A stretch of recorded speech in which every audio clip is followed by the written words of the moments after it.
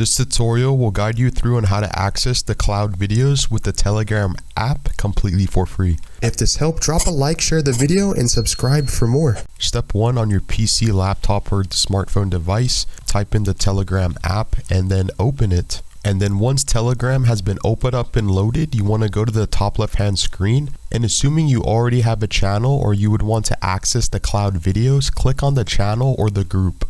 In this case, we have a channel or group, and we want to access this video or the cloud video in the Telegram application.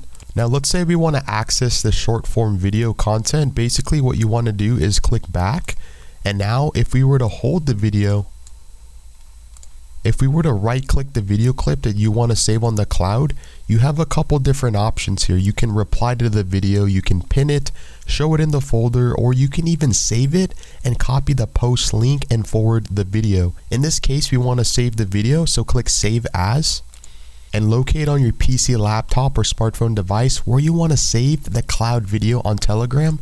You have successfully saved the cloud video on Telegram completely for free.